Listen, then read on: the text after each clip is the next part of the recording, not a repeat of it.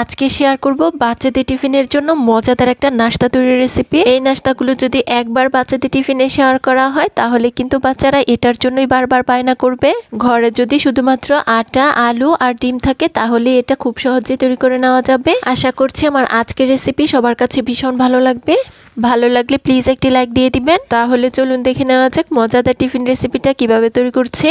প্রথমে একটা মিক্সিং বোলে নিয়ে নিচ্ছি হাফ কাপ পরিমাণ পানি, হাফ চা চামচ লবণ, দিয়ে দিচ্ছি একটা ডিম। তারপর ডিমটাকে পানির সাথে খুব ভালোভাবে মিক্স করে নিচ্ছি। তারপর অ্যাড করে দিচ্ছি 2 টেবিল চামচ রান্নার তেল। তারপর অ্যাড করে দিচ্ছি 1 কাপ পরিমাণ আটা। আপনারা চাইলে এখানে আটার পরিবর্তে ময়দাটাও নিতে পারেন। এখন এই সব কিছু উপকরণ একসাথে মিক্স করে একটা ডোর মতো তৈরি করে নিব। আজকের নাস্তার জন্য এই ডোটা অনেক বেশি শক্ত আবার অনেক বেশি নরম হবে না, সফট একটা ডো তৈরি করে নিব। দেখতেই পাচ্ছেন আমি 3 থেকে 4 মিনিট অনবরত মধ্যে সফট একটা ডো তৈরি করে নিয়েছি। এখন এই ডোটাকে আমাদের রেস্টে রাখতে হবে। তার জন্য এই ডোটাকে একটা প্লাস্টিক পেপারে মুড়িয়ে রেস্টে রেখে দিচ্ছি 10 মিনিটের জন্য। এখন নাস্তার জন্য একটা পুর রেডি করব। তার জন্য একটা মিক্সিং বোলে নিয়ে নিচ্ছি 1 কাপ পরিমাণ কুচানো আলু, সাথে অ্যাড করে দিচ্ছি হাফ চা চামচ লবণ আর দিয়ে দিচ্ছি হাফ চা চামচ চাট মশলা। এখানে আপনারা চাইলে আরও অনেক রকমের মশলা অ্যাড করতে পারেন, তবে আজকের নাস্তাটা আমি হেলদিভাবে তৈরি করব তার জন্য এখানে মশলার পরিমাণটা একেবারে কম দিয়েছি। তারপর এর মধ্যে আমি অ্যাড করে দিচ্ছি একটা ডিম। এখন এই সব কিছু উপকরণ একসাথে মিশিয়ে নিচ্ছি। এখন আমরা নাস্তাগুলো তৈরি করতে চলে যাব। তার জন্য এখানে দেখুন আমরা যে আগে ডোটা তৈরি করে রেখেছিলাম এটা কিন্তু এখন অনেকটাই সফট হয়ে গিয়েছে।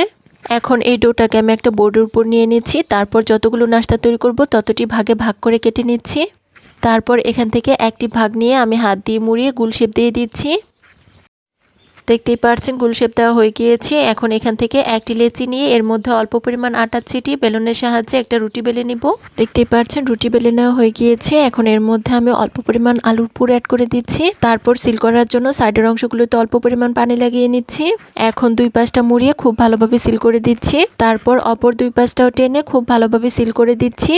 দেখতেই পাচ্ছেন একটি নাস্তা আমাদের তৈরি করা হয়ে গিয়েছে। এখন আমি এটাকে একটা সাইডে রেখে দিচ্ছি আর একইভাবে বাকি সবগুলো নাস্তা আমরা তৈরি করে নিব।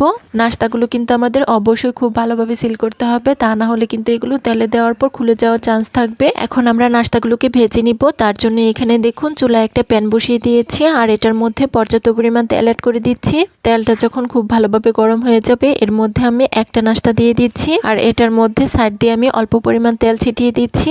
এতে করে নাস্তাটা অনেক বেশি ফুলকো হবে আর খেতেও অনেক বেশি ভালো লাগবে। দেখতেই পাচ্ছেন নাস্তাটাকে আমি উল্টে পাল্টে গোল্ডেন ব্রাউন কালার করে ভেজে নিয়েছি। এখন আমি এটাকে তুলে নিব আর একইভাবে বাকি সবগুলো নাস্তা আমরা তেলের মধ্যে ভেজে নিব।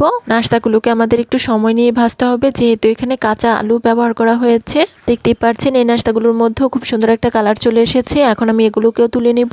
সবগুলো নাস্তা আমাদের তেলের মধ্যে ভাজা হয়ে গিয়েছে আর দেখতেই পাচ্ছেন এগুলো দেখতে কি অসম্ভব লোভনীয় হয়েছে।